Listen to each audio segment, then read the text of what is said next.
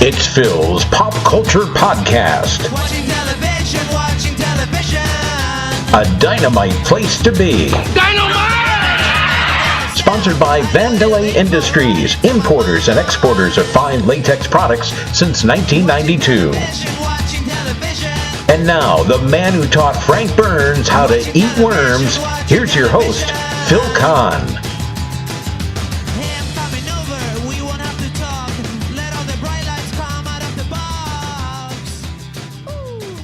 And thank you, John Meany, wherever you are. I am indeed Phil Kahn, and I welcome you to this edition of Phil's Pop Culture Podcast. I'm really excited about today's guest. Bobby Dick and his band, the Sundowners, lived the quintessential life of a 1960s rock band. They toured with the likes of the Monkees and Jimi Hendrix. They appeared on TV shows such as The Flying Nun and It Takes a Thief. And they even had a chance to hang out with the king himself, Elvis Presley. Let's listen to my recent interview with Bobby as we take a stroll down memory lane. Hi, Bobby. Thanks so much for being on the show today. Well, I'm glad we could finally get together. It's working. And not only that, what a great way to do it as on a road trip to New York City. Absolutely. Well, you're a Brooklyn-born boy, isn't that true? Hey, forget about it. I'm from Brooklyn. Don't you worry. Forget about it. So tell me, when and how did you catch the music bug? Well, to be honest with you, my family, my mother used to sing opera all the time. I had an uncle that used to cut Caruso's hair at the Hotel New Yorker. Actually, he didn't even cut it. He was the guy that greeted people and then brushed them off with a little broom and a little talc. So he was quite, and he always had tickets to the Met. So it was, many a day I had to watch him do his routine for Pagliacci. So I came from a very musical family. Oh, that is great. Now I understand you used to sing on the subway. Is that true? Well, if you grew up in Brooklyn and you like to sing, the echo system in the subways, how many doo-wop bands used to use that all the time? Sure. Now, did you do it by yourself, or did you have some other young men or women joining you? Well, no, we generally always had a bunch of people. Sometimes I did it by myself, but mostly we were the group of guys, and stuff like walking along my merry way, singing a song, I will be, happy day, all kinds of things, There's a moon out tonight, one summer's night, all that stuff. Well, I'm glad you just sang, because in the show I was going to say, hey, can you sing us a few bars? So you've already broken the ice with that. Thanks. Now tell me, I understand you won a talent contest at a local CYO when you were younger? Well, I won one and I lost one. I won the one at the CYO dance at St. Anthony's. And the amazing thing, 2 years ago, Susan and I played for the New York Marathon in November, right on the old sidewalk, about 3 blocks away from where I won that talent contest, some 50 some odd years removed. Oh, no way. That is terrific. Now, the one I lost, I came in second on the Ted Mack show to a guy who played spoons, but he was a very good spoon player. See, if you had only learned how to play spoons, you might have won that day. Yeah, or there were guys who played the distant saw, used to boing the saw, all kinds of things. So tell me, you're best known, obviously, for being part of the band, the Sundowners. Tell me the genesis of that band. How did it form? Who was a part of it?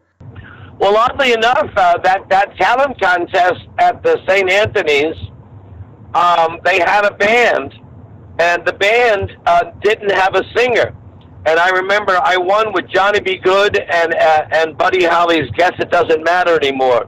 There you go, baby, gone from me, well, left me, you said. So anyway, when I won the contest, they said, God, we're a band that doesn't have a singer. You're a singer that doesn't have a band. Beautiful. And the name of that band was the Delphis. That's DEL-PHI', the Delphis, which were later to become the Sundowners. How'd you come up, or why'd you change the name, and how'd you come up with the Sundowners?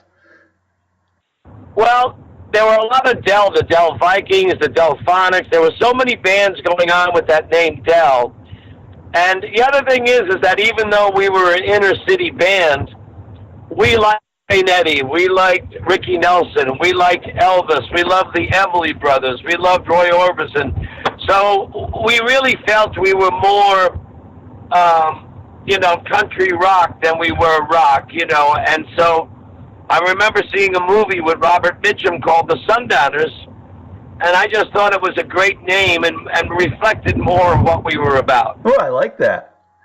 Okay, so you have humble beginnings with the Sundowners, and then all of a sudden, years later, you're touring with the Monkees and Jimi Hendrix. How do you get from point A to point B?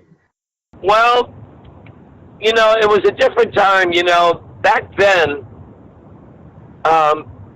you didn't have 72-inch LED TVs and surround sound and 7.1 and subwoofers and all this other stuff. Uh-huh. So you had as far as the media was concerned, you had the Dick Clark show, which was on 5 days a week, as you know, Dick Clark, and they all sang to records. And then you had a token rock and roll act on the Ed Sullivan show. Mm-hmm. But other than that, you had to go to nightclubs to get your rock and roll. I mean, we played the Village Inn in Stockholm Falls. We played there 5 nights a week, and sometimes a double on Sunday with a matinee. And believe it or not, Wednesday nights we'd have 100-some-odd people in there. I said, maybe there till 2, 3 in the morning. I said, I hope they're not brain surgeons, But so you had to go out, you had to go out to the live clubs to get rock and roll fix. Other than watching the Dick Clark show and the token rock and roll act of Ed Sullivan. So how did you get there? So what happened was we wound up, Susan is holding the phone and kibitzing in my ear. That's what it's all about. Yes. Anyway, so what happened was we were doing a lot of work with the big DJs at the time, which was Boom Boom Brannigan out of WPTR. And then what happened, our local radio station, now he was on PTR, but another radio station, WTLY, were bringing the Rolling Stones into the Palace Theater. It was April of '65. Yeah. And we knew this fella that was a salesman for the radio station. He said, God, you guys would be great, and we need an opening act for the Rolling Stones. Wow. So, and it wasn't just us, it was also our good friends and competitors.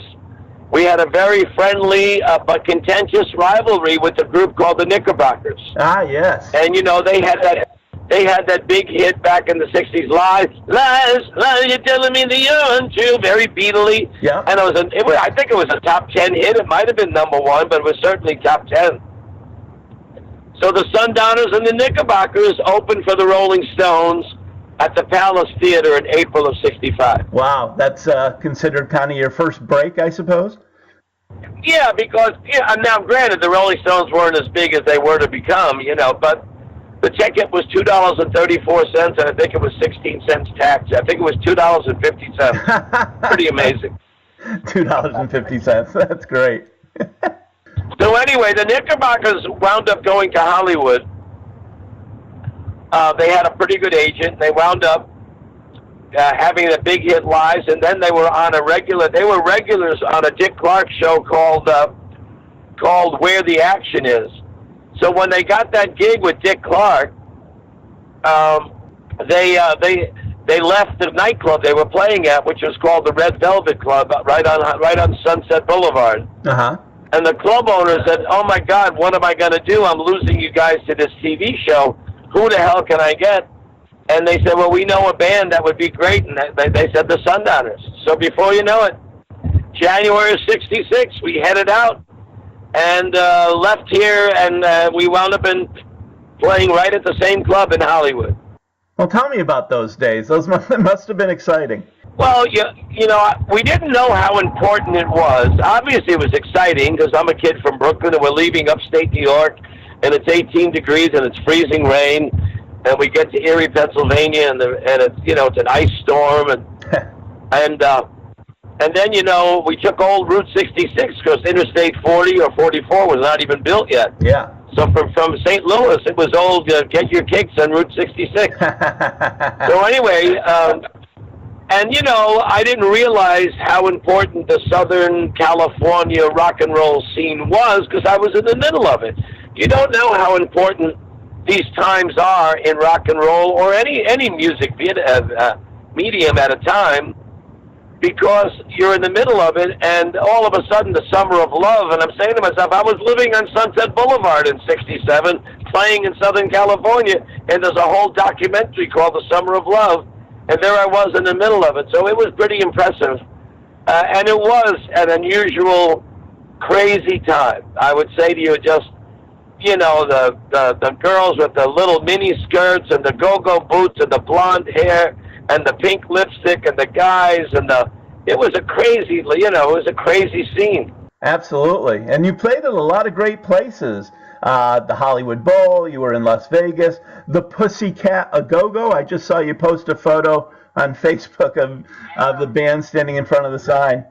Yeah, it's amazing. The Hollywood Bowl, that was with the Monkees. We didn't get there on our own merits, but see, what happens is that I always tell these bands back in the day, it's very tough to make it from Glens Falls or Hoosick Falls or Fort Edward, New York. You got to be where the action is, whether it be New York City, maybe today Nashville, Las Vegas, or L.A. So the difference is when someone comes in to see you in L.A., they may be somebody that can do something. And sure enough, we knew the Monkees before they were Monkees. They were going to an open casting call. So when they got the big hit TV show and they won the Emmy Award and then they were doing their tour, it's amazing. All these agents, William Morris, GAC, Ashley Famous, they're all trying to get their groups on this tour. And we're dipping French fries at the Hamburger Hamlet on Hollywood Boulevard. And Davey and Mike said, Davey goes, "Do you guys want to go on tour?" And I said, yeah. So the deal was done over a burger on the Hamburger Hamlet, and all these agents are really spinning their wheels. Oh, that is great. I guess you got to be on the inside to get where you want to go. Yeah, you have to be where people can really do things for you, and the Hollywood Bowl is a venue that goes back hundreds of years. Yeah, I don't know how long. I shouldn't say 100, but it's been around a long time. And it's one of the most special venues around because, it literally is built into the side of a hill on Highland Boulevard in L.A., right in Hollywood. And, it's just special. And, of course, we actually backed up Tina Turner. Oh, no kidding. At that concert. Yeah, Ike and Tina and the Ikeettes. Oh, I didn't know that. That is great. Then we went on going on tour, and, we toured in a private plane. We stayed at the Astor Towers in Chicago, the Eden Rock in Florida,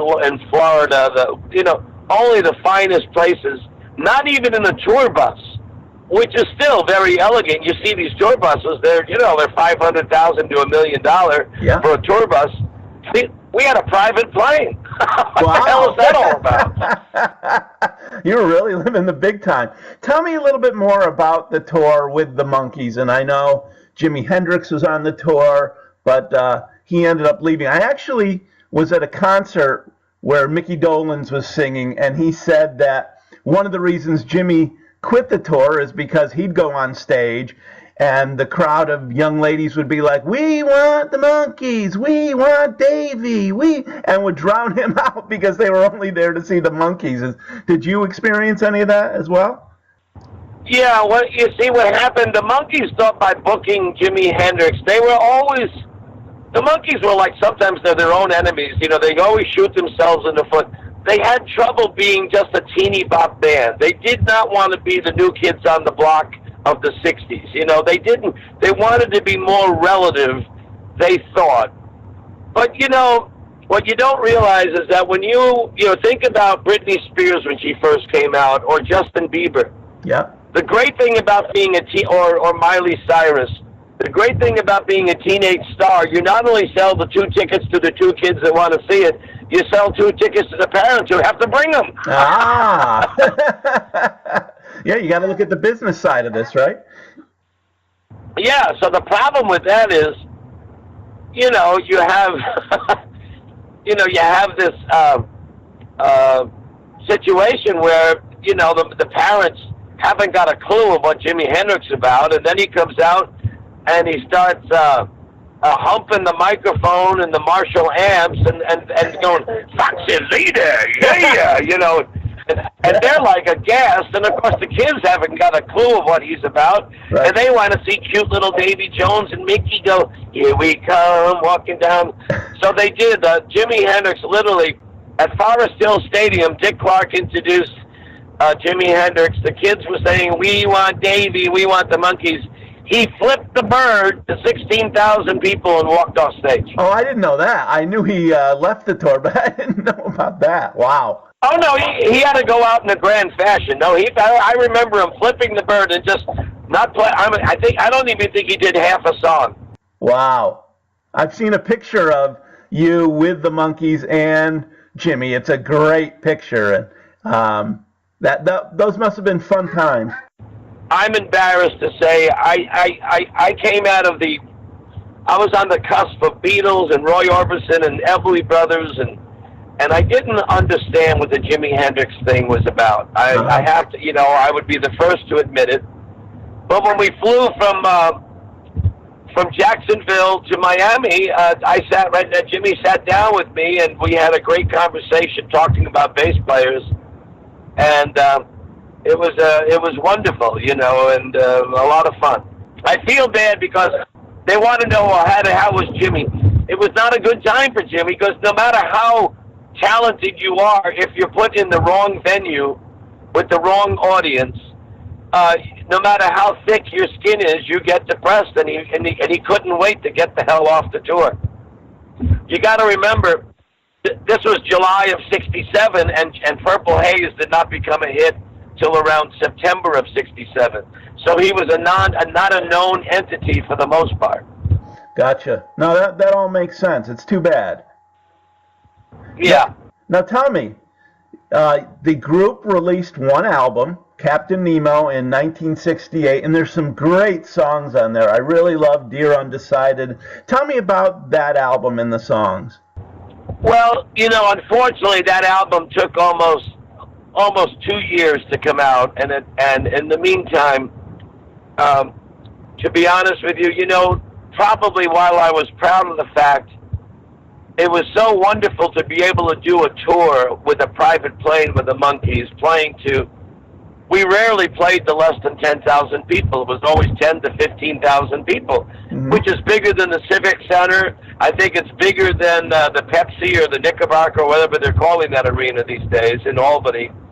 So you can imagine, and traveling in a private plane with limousines and staying at the nicest hotels. It actually led to the demise of the 1960s Sundowners, because once Captain Nemo and Always You or Dear Undecided, frankly, Dear Undecided should have been the single, and they didn't get it because there was a much better song than Always You on the album. But once we didn't get the hit record, you cannot go back. You know what I mean? Once you've done a tour like that, now you're going to go back to some club, and some guys say, "Hey, you took too long to break. Get back up on stage." Yeah. It's very tough to humble yourself and go back to 4 to 5 sets a night, 5 days a week. That was going on while that album, and then they changed producers. They actually had Paul Simon's brother, Eddie Simon, finish up producing it, and the band lost its. You only get a few chances to grab the golden ring. Yep. The brass ring on the merry-go-round, and if the timing and the right and the stars do not align, you're out of luck. You're just out of luck, and that's what happened. In the meantime, there was infighting in the band. You have all these opportunists telling it this and that, and it was very sad, very, very sad. And the band wound up imploding in 1969.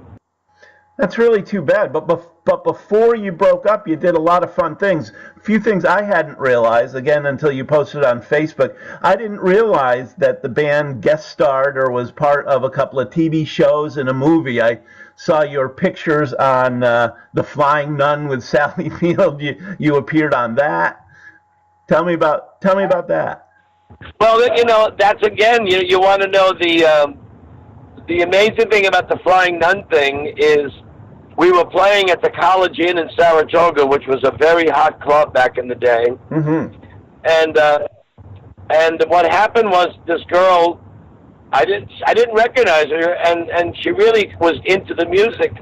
Well, I came off stage, as I always do. I always hug the girls, because what the hell, women rule, you know. And it turns out her name was Shelley Ellison. She was casting director for Warner Brothers TV. Oh. So she handed me her card, and she says, when you get to Hollywood, give me a call. I have a spot for, who's the group that did, I can't sleep and Be loving nobody but you for all my life. Yeah. Anyhow. Anyway, they were supposed to do the gig, you know, and she says, I think you'd be perfect for it. So they literally, on the script, was their name, and we got the gig, and we got money from the Turtles. The Turtles was the group.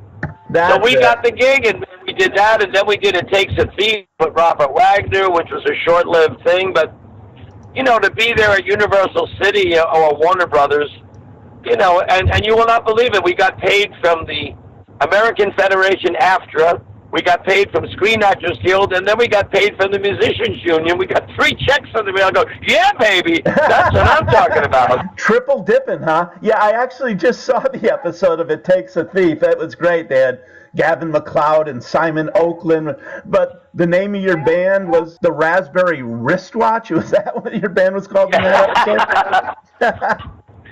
You know, and that's the sad thing, that the Sundowners were on the footstep, and Egos, and we had a chance to play Vegas at one of the, you know, not just playing 5 sets a night. We had a chance to play the Dunes as a show band, doing 3 shows a night. And the guys didn't want to do it. One guy said, I don't want to get stuck in Vegas when we get this big hit record. I mean, since there were so many bad mistakes. Another guy told the president of Warner Brothers to go stick it up his ass. I mean, you have no idea the things that were going on. Very sad. That is really sad. And it ended what was a fun time. One of your big things, I know, is that you had a chance to meet Elvis. I've seen the pictures of you with Elvis. Tell me, how did that happen? When did that happen? Tell me about the King. Well, I'll tell you what. We were being produced by a guy named Bones Howe, and Bones was producing the Association, Sonny and Cher. He was like the big time producer in Hollywood back in the '60s, and he knew I loved Elvis, and we had a meeting there, and he said, "Guess who's next door?" Like literally, when I say next door, in the next room. He says, "Your idol, Elvis." Oh. But he couldn't. He couldn't let me but break in because it was a meeting. So anyway, we couldn't wait. My brother was up visiting me from Brooklyn, and he said, so we got in the elevator, and we couldn't wait any longer because a limousine was going to take us to Universal City for a private tour. Now, back then, Universal City wasn't the big thing it is today with rides and everything. Mm-hmm. That was just to look at all the, you know, the stuff, you know. And we get in the elevator, and literally, we hear, "Hold on there." And Elvis steps into the elevator. Me, my brother, and Elvis. Wow. It was absolutely mine. I mean, honestly. And I had always said that if I ever meet Elvis, I was disappointed he was doing Rockahula Baby and Spin Out and all those kind of cheesy movies later on, you know. Yeah. And I said, if I ever meet him, I'm going to tell him, why aren't you doing like MacArthur Park? Think about Elvis doing this. Well, I think that I could make it, and I just did it. Or how about, he ain't heavy, he's my brother, you know. The road is long, you know. Yeah. And you know what happened? When I met him, I was a babbling idiot. I was going to ask you that. I'm like, were you gushing? Were you, yeah. I was shaking. I was starstruck and shaking. I understand. You know, and, you know, because it's just something I had never thought would be possible. But Elvis was a perfect gentleman. He took pictures with me, took pictures with my brother. He was the most wonderful, wonderful, friendly guy. And people say, "Oh, you pasted yourself in that picture." I said, "Don't you think if I pasted myself in that picture, I would have made myself a little taller?" Elvis is 5'10" or 11, and I'm not. Yeah, I saw that controversy where people said, "Well, he didn't really meet Elvis." I wondered where that all came from. Well, because they can't think it's possible, but I actually have 3 different pictures. I actually have one of my brother, but mine is a little blurry because I was shaking so much. Yeah, and the odd thing is that later on tour in 73 or 74, Elvis was in North Carolina, and my sister went, and my brother put my sister on his shoulders, and literally Elvis gave her his guitar pick. No way. So how is it possible that 3 of the siblings of the same family, 2 brothers and a sister, all got to meet Elvis in one way or another? That is great. What a wonderful story. Yeah, what are the odds, right? Yes. Anyway, so it just was a special time, and Elvis later on, when he was in Virginia, I brought the 8x10 picture with me. They weren't going to let me backstage. I wasn't allowed backstage, but I was able to give it to a roadie, to a stage manager. He brought the picture over to Elvis, and Elvis signed the cardboard frame. Oh, no kidding. You still have that? Yeah. And I still have the cardboard frame, yes. I have it in sandwiched to protect it from the UV rays from disappearing, time can do a lot to ink and things like that. So anyway. Oh, that's wonderful. I would like to get back to the band, and we'll talk about post-band stuff and what happened with your career afterwards. But, I was reading about the songs you came out with. I read that Dear Undecided, which is my favorite of the songs, was characterized as the best song the Beatles never wrote. And I listened to it and I thought, yeah, I can definitely see that. Well, we were a very big Beatles cover band. We really did Beatles extremely well. Now, there are groups touring all over the country. Fab Four, you got all these Beatlemanias. It's amazing. Because as Billy Joel said, the Beatles were the best band ever was, ever will be, and he's absolutely right. But the Beatles, maybe Love Me Do and but there are sophisticated harmonies going on there, even in Day Tripper and stuff like that. So the Sundowners, really, believe it or not, we were not only like the Beatles, but had we stayed together longer, a lot of people thought we would have been more like Queen because we not only played well, but we also sang well. And that was Queen's ID. Their harmonies were amazing, and their musicianship was amazing, so very tight harmonies. And if you listen to even Dear Undecided, there are some 7th chords in there that are magnificent vocally. The other thing is Eddie, who was with the band and one of the lead, we had like 2 lead guitar players in the band. You never have a lead guitar player. John Lennon played nice guitar, but he's a rhythm guitar player. George Harrison was the lead guy. We had 2 guys that could play leads, and it was mind-boggling. So Eddie always sounded a lot like Lennon. He just had that tone to his voice. Right. It was very Beatley, very Beatley. And while you could say, well, why don't you be more original? That song just belonged in that doing it that way. If it happened to sound like the Beatles, so what? Exactly. And listeners out there, if you haven't heard that song or any of the other Sundowners songs, please look it up. They're on YouTube and other places. And by the way, you're listening to Phil's Pop Culture Podcast. My guest today is Bobby Dick. And Bobby, again, it's so great to have you on. We talked about the unfortunate breakup of the Sundowners. Tell me about the aftermath of that. Eventually, you took on the name and became Bobby Dick and the Sundowners. Tell me a little bit about that history. Well, again, living in Hollywood has a lot of great things, but there were so many. You hear the story about the Jersey Boys, and the reason why that Broadway show is so successful, and even the movie, of course, is because you see of all the undercurrents of what goes on behind the scenes. the backstabbers, the opportunists, the hanger-ons, all these things that go on. It's from the front of the stage, it all looks so special. Well, that's what happens. And what happened was I was married with a child, and so I was renting an apartment in Van Nuys, California. By the way, even though it was $110 a month, but we're talking 1966, of course. Uh-huh. Well, the guys were renting an apartment. The four guys were renting an apartment together, and they were splitting now they had a bigger place, so their place probably cost $125, and they were splitting it four ways. Yeah. So, you have all the economic details, and it just got to a point where we were going in different directions. We didn't get the hit record, and it almost had to be that the band was going to implode. If you had it to do all over again, I know everything happens for a reason, and you can't really go back and change time. Could you have, and how would you have changed and prevented that implosion? We should have had. What happened? We went with a local manager who was from Glens Falls, New York, and we kind of really he was a good manager, and booked us, but we kind of outgrew him. You know what I'm saying? And we really we actually had a chance to go with the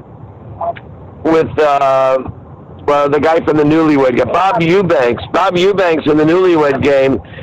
Him and Mickey Brown and another fella actually brought the Beatles to the Hollywood Bowl. So they bought them for whatever it was, the going rate was. Yeah, they might have paid $85,000 to $100,000 for the one night. But guess what? By the time they got done renting the Hollywood Bowl and paying off everybody, they might have cleared $100,000 for themselves. That's how you make money. You got to spend money to make money. Well, he wanted to put us on tour with the Lennon Sisters in a nationwide tour at these county fairs. And I'm not talking about just Washington County. I'm talking about the Syracuse State Fair, the Iowa State Fair, throughout the country. And that would have been a wonderful gig for us because we were not a real heavy, acid rock band. We were kind of poppy, and we would have been a perfect fit because we were a little bit edgier than the Lennon Sisters, but it was a great gig. It was like doing 45 minutes, nice tour bus, doing these, not playing 5 sets a week till 3 in the morning, Yeah. So, but it didn't happen. The guys didn't want, so you needed someone that they respected. And they didn't respect anybody, and they thought they knew it all. And that happened. Look what that happened even to the Monkees. The Monkees had a great show. They won an Emmy. Now all of a sudden, Mickey wants to direct. Now Mike wants to direct. And you create a monster, and they think they know better. A little bit of power and a little bit of success, and 15,000 kids screaming, "We want the Monkees." You lose your compass. And the end result is how does a show go from winning an Emmy Award to only lasting like 18 months and getting canceled? Yeah, I guess it's inevitable. It's a common thing. And so and I mean you could go on and on. I saw an interview on CBS Sunday Morning with Phil Collins.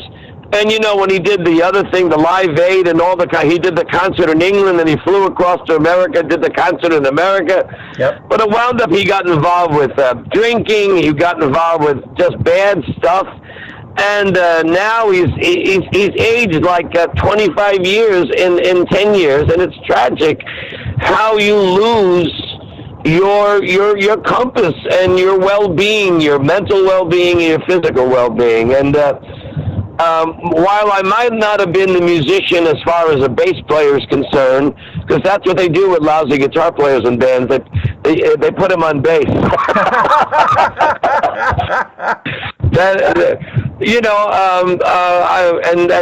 And so what happened when I knew that, and the other thing is that what happened to me was, when you think about Diana Ross and the Supremes, well, when she first came out, the Supremes were the Supremes. Yep. But Diana Ross knew that down the road she had some bigger ideas in her head. So that's where all of a sudden now the album started coming out with Diana Ross and the Supremes, and then eventually when she left the Supremes, it became Diana Ross.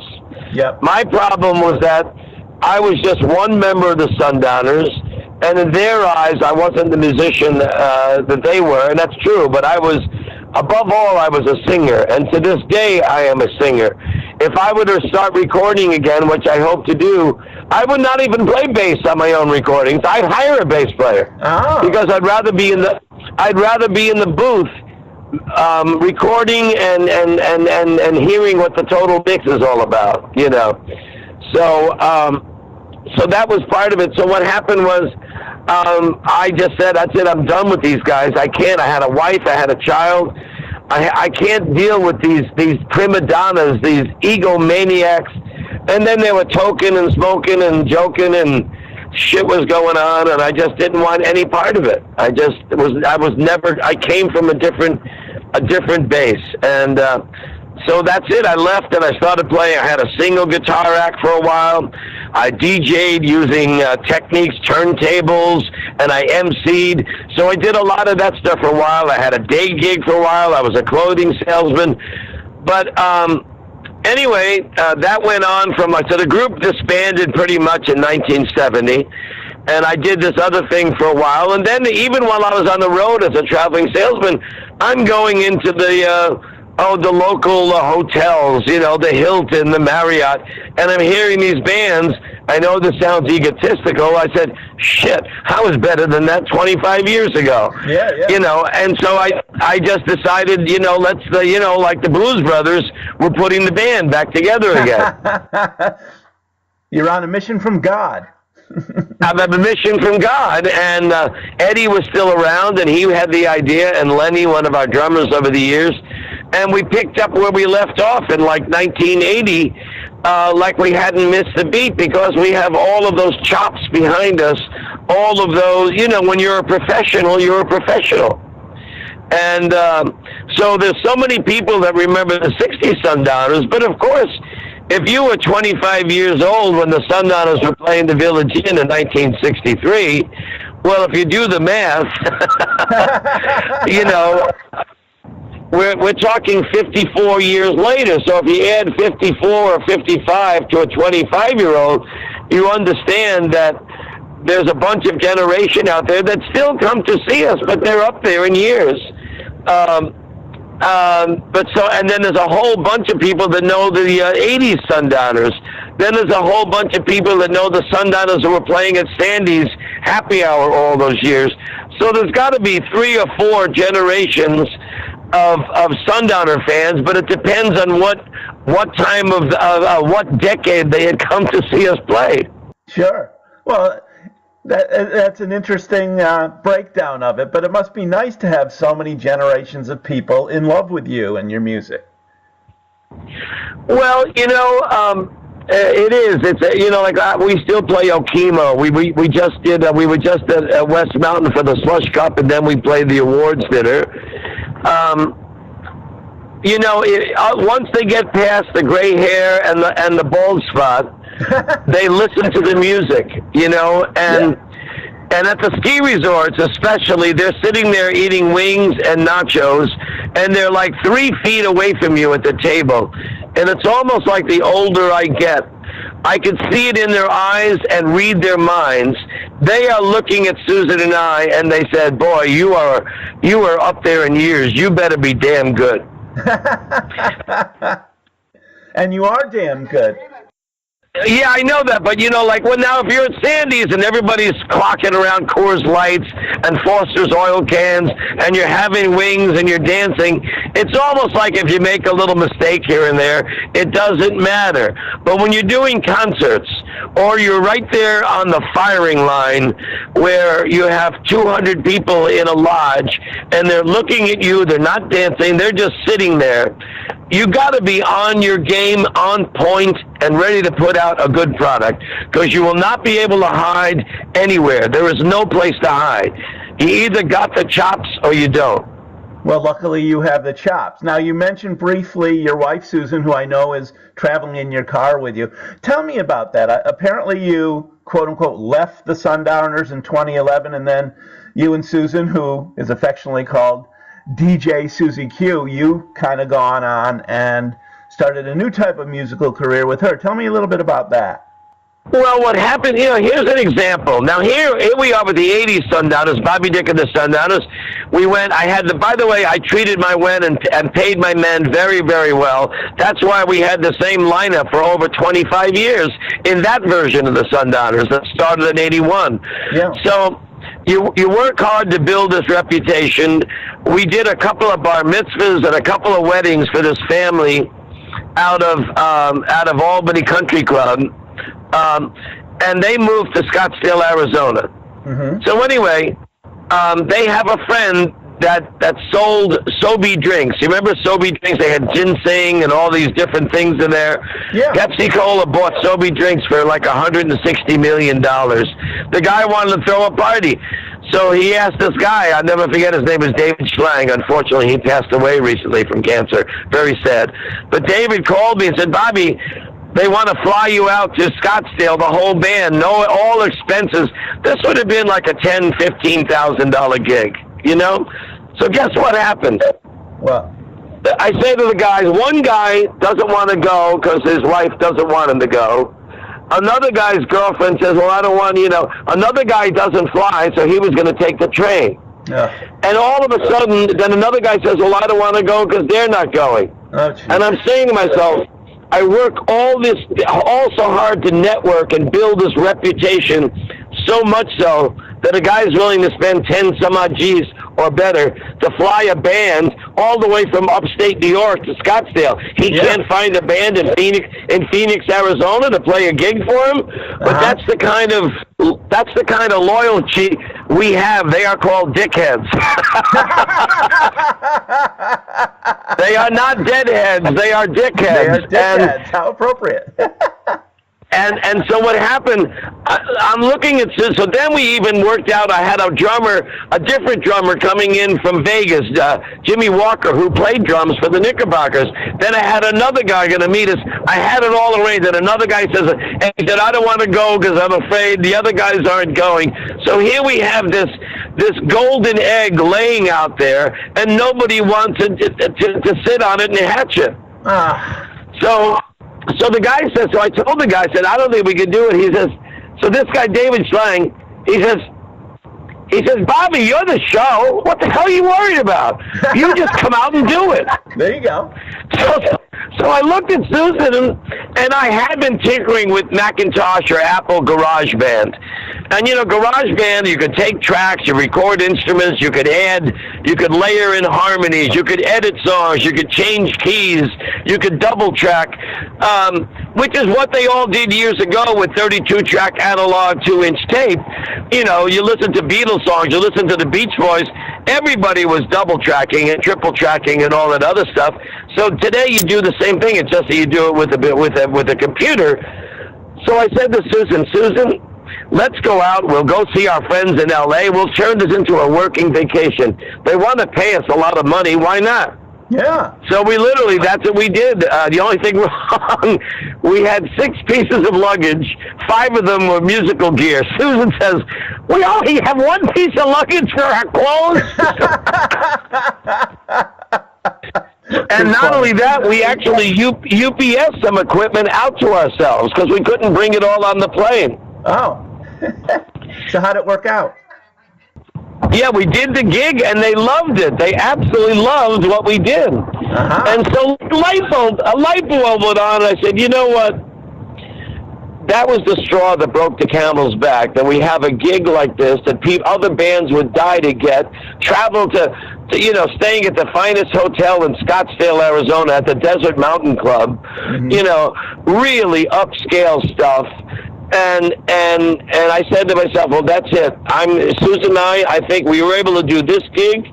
We're going to do other gigs, and I'm going to, so I gave the band the notice. I gave them almost a year notice, by the way. Oh, wow. And I gave him a year notice in 2010, and we wound up doing the last gigs we did with the ski season of 2010 into March or April of 2011.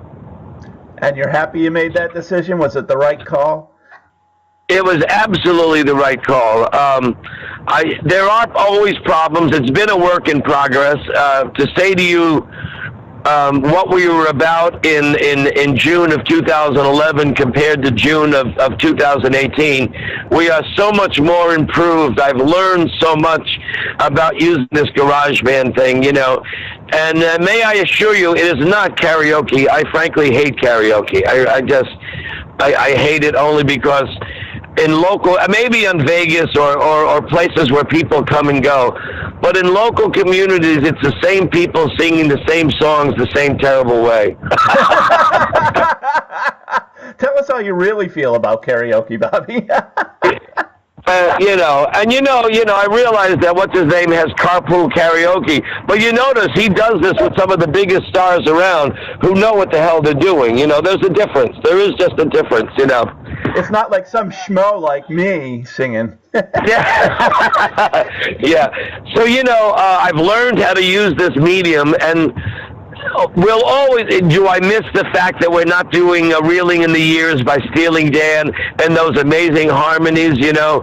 Do I miss the Allman Brothers? Do I miss doing our Beatle medley? Of course you do. But when I look at what I have to, the price I have to pay for those moments, I much rather love what I'm doing today, and I'm better at it today than I've been.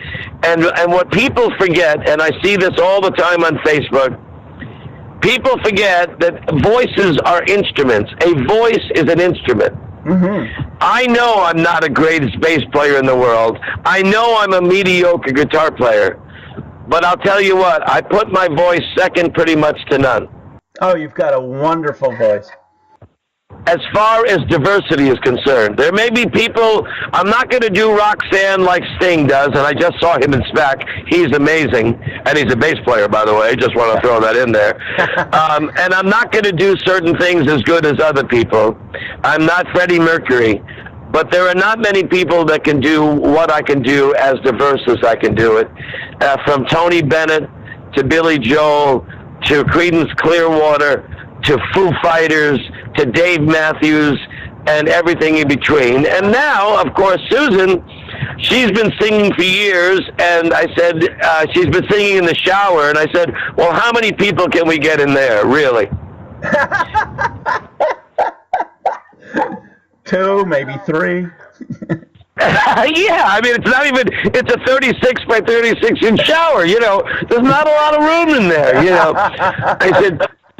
I said, Susan, there are a lot of things we can do with harmonies, and there are even Billy Joel, you know, when he does "I Am an Innocent Man," you go to his concert, he says, I don't go there anymore. That's what I hired her for, the girl on the timbales and plays saxophone.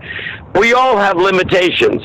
So Susan and I are doing a lot of stuff. We're doubling harmonies. We leave out her part and my part, and we add these tracks using Apple GarageBand. And then when we sing them live, we have our lead parts that we do live, and people just love it. Not because of not just of its execution, but the diversity that it affords. Absolutely. And it's got to be a lot of fun working with Susan. I mean, yeah, it was probably a lot of fun hanging out with the boys back in the day, but I'm sure it's a lot of fun now. Yeah, most of the time it is. I just can't fire her ass. That's all. That's the problem. You know, I can't throw her out of the band because then she won't make her linguine bolognese. Yeah, but couldn't she throw you out of the van? That happens on occasion. 95%. We do get pretty heated about certain things, but that's because we're passionate about what we do, you know. And but people really enjoy her. She's a great show personality. We're even doing Phantom of the Opera. I mean, you know, how did that come about? Well, how do you go from Foo Fighters to Phantom of the Opera? Well, somebody hired us for a gig, and they said, we love Phantom of the Opera. Would you do a song? We've been doing it now. We just did it at Rivers Casino yesterday, and we had like a standing ovation because what rock and roll band goes out and does Phantom of the Opera? But it's not unlike Billy Joel when he does that classical piano piece that he does in the middle of his show. Yeah. They said, what the hell is that all about? Well, Billy Joel was he's a classically trained pianist. Indeed. Hey, you definitely have the range, that's for sure. I want to ask you about, I've gone to your website, and it's Rock and Roll 101. Is there some kind of school I can sign up for to get my degree? Well, honestly, like anything else, like any business, I don't care if you're a plumber, electrician, if you're doing an internship as a doctor, you have to start from the basics, and take your knocks. And I remember one time we played the Peppermint Lounge, and we were like we were the best band playing in our local grammar school, which was St. Stanislaus. It was a Polish parochial grammar school, and we thought we were hot shit. And that was the New York City Sundowners, which was saxophone, Wurlitzer piano. It was a totally different band. Anyway, we go to the Peppermint Lounge, and we're opposite a band called the Younger Brothers. And they had dancers and shows, and they did dance routines, and we got our asses handed to us.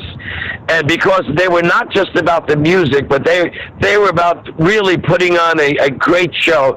But I'll tell you one thing, we learned a lot that day and licked our chops and licked our wounds and got better. Mm-hmm. And that is what is known as rock and roll in the trenches of rock and roll. And I will say to you this, that if you could play to Sandy's in a crowd of 125 people and do a great job, then you can play to 15,000 people. Conversely, you may be able to play to 15,000 people, but you may not be able to play that little intimate club where you really face-to-face, mano-a-mano.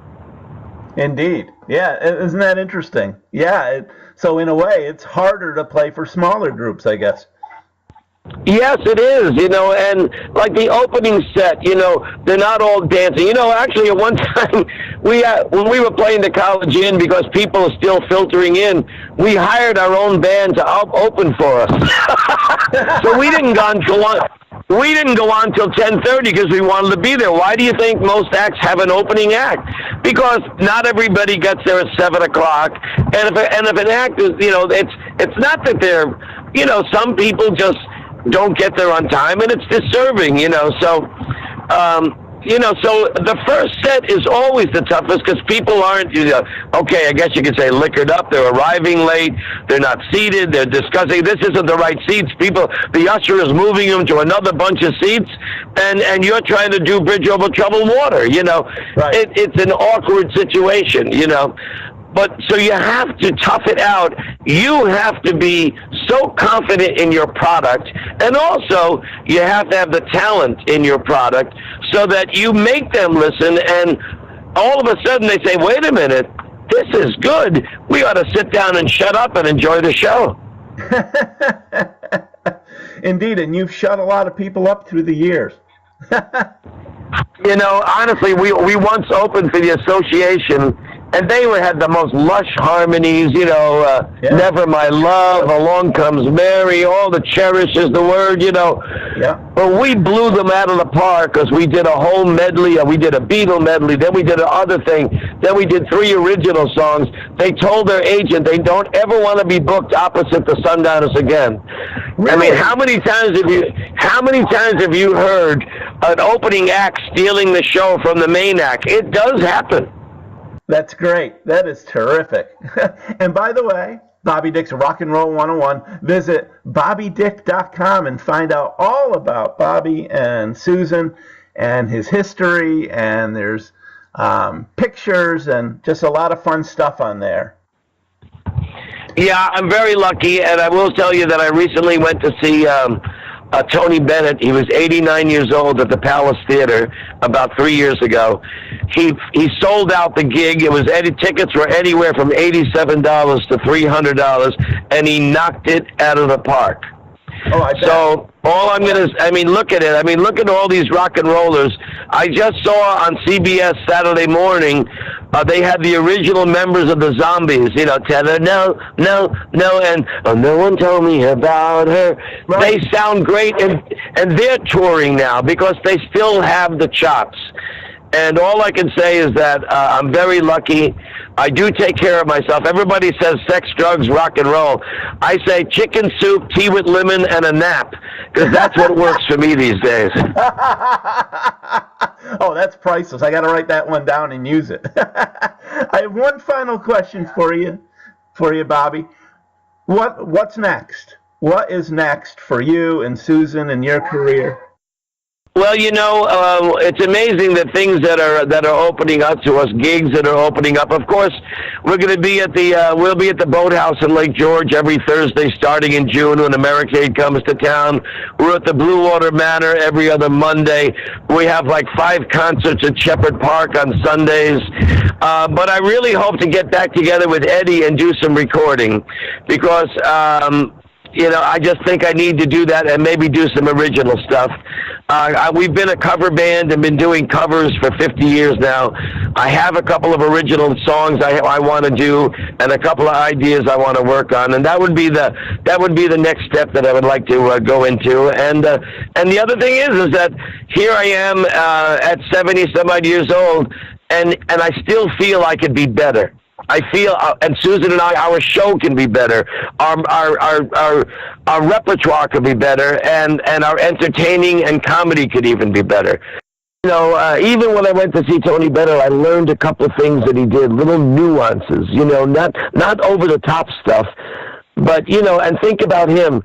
Here's Tony Bennett. He's 89 now. I think he's about 92 years old. Guess who his manager is? I think his 60-year-old son.